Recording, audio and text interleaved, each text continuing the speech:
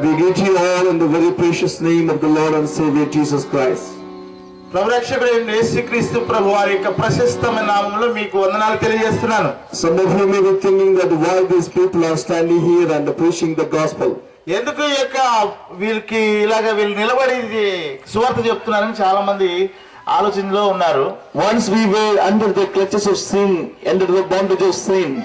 ఒకప్పుడు మేము కూడా పాపం బంధకాల్లో మరి కట్టుబాట్ల నిండి ఉన్న వారమే. We had no peace in our heart and no joy in our family. మా కుటుంబాల్లో గాని మా హృదయాల్లో గాని శాంతి సమాధానం లేకుండా ఉంది. We were wandering here and there for the seeking peace and happy in our life. మా జీవితంలో సమాధానం కోసం సంతోషం కోసం అటు ఇటు తిరుగులాడుతూ వచ్చాం.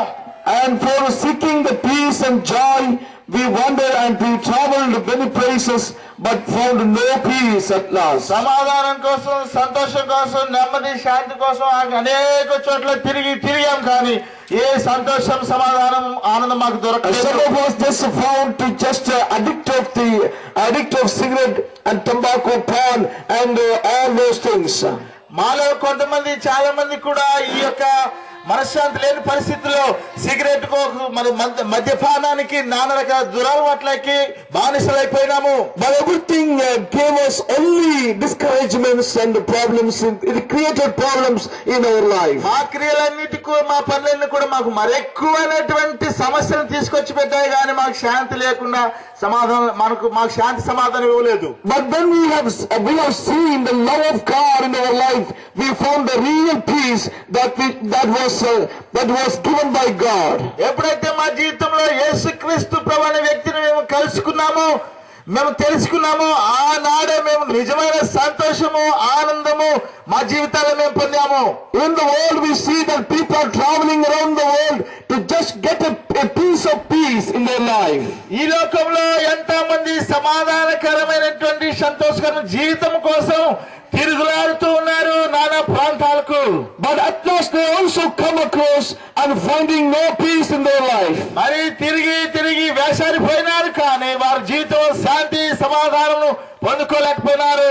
But we found a real peace by reading the holy book of Bible. మా జీవితంలో పరిశుద్ధ గ్రంథమైనటువంటి బైబిల్ చదవడం ద్వారా నిజమైన శాంతి సమాధానం మేము కనుగొన్నాము. The Bible that sent the person Jesus, he said that I am giving my peace to you all.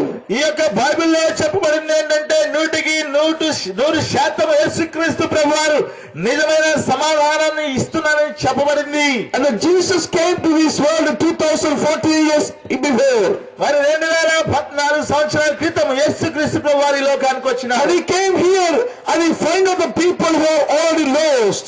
మరి ఎవరైతే మరి నశించిపోయినారో వారిని వెతికి రక్షించడానికి యేసు ప్రభు వచ్చారు. The Bible says that Jesus came to seek which is lost. దేవుని యొక్క వాక్యం ఏం చెప్తుందంటే నశించిన దానిని వెతికి రక్షించడానికి యేసుక్రీస్తు ప్రభు వచ్చాను అని. And he came here and he was seeking the people who are under the clutches of sin and having no peace and joy in their life. ఆయన వచ్చారు ఈ లోకానికి.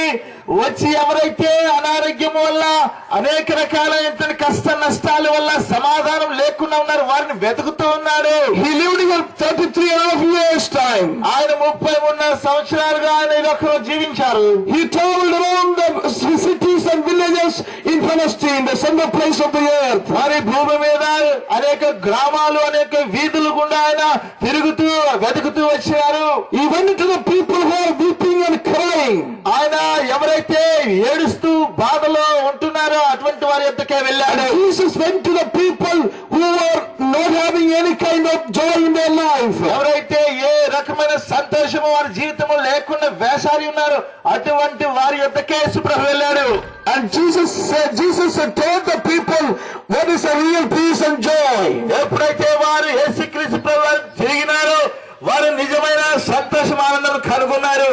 And he went to the places and the villages and find out people and share the good news to them. ఆ విధంగానే మేము కూడా అనేక గ్రామాలకు వెళ్తున్నాము, వీధుల్లో వెళ్తున్నాము. ఎవరైతే శాంతి సమాధానం లేకున్నారో వారి కోసం మేము ఎదుగుతున్నాము. And even not only that, he raised the dead people from the dead. అంతేకాదు యేసుక్రీస్తు ప్రభువారి లోకంలో చనిపోయిన వారిని సహితం ఆయన లేవదీసిన బ్రతికించిన దేవుడు.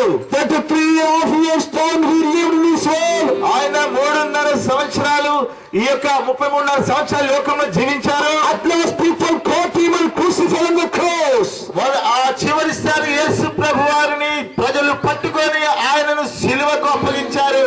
But you know, Jesus died, but he raised again from the death on the third day. యేసు క్రీస్తు ప్రభు వారు చనిపోయినారు, కానీ మూడో దినాన ఆయన మరణమును జయించి లేచి ఉన్నారు. And he is alive today. ఆయన ఈ నేటి దినము సజీవుడైన దేవుడు. He loves everyone. ఆయన అందరినీ ప్రేమిస్తున్నారు. Jesus said, యేసు ప్రభు చెప్పారు, heavy laden and the people are heavy burden. ఓ ప్రయాసపడి భారం మోసుకున్న ప్రజలారా, You come to me. నా యొద్దకు రండి, I will give you peace and rest. నేను మీకు విశ్రాంతిని నెమ్మదినిస్తున్నాను అంటున్నారు. In this short message, I would like to convey you that Jesus is welcoming you and he is loving you. He is asking you to come to him. ఈ చిన్న వర్తమానంలో నేను మీకు తెలియజేసేది ఏంటంటే, యేసుక్రీస్తు ప్రభువు నిన్ను ప్రేమిస్తున్నాడు.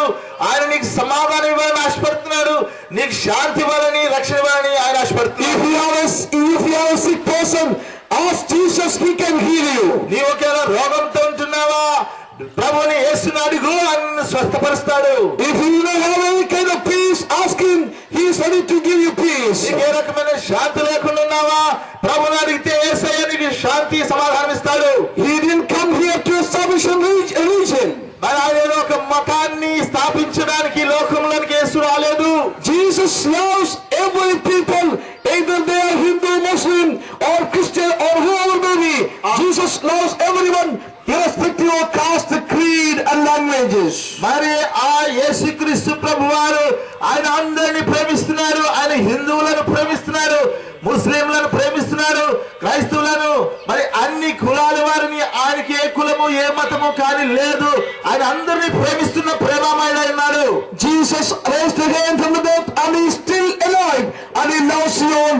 May the Lord bless you all. యేసుక్రీస్తు ప్రభు నీ కొరకు మరణించి సమాధి చేయబడి తిరిగి లేచిన యేసయ్య నిన్ను ప్రేమిస్తున్నాడు, నీకు ఆయన రక్షణ భాగ్యం ఇస్తాడు.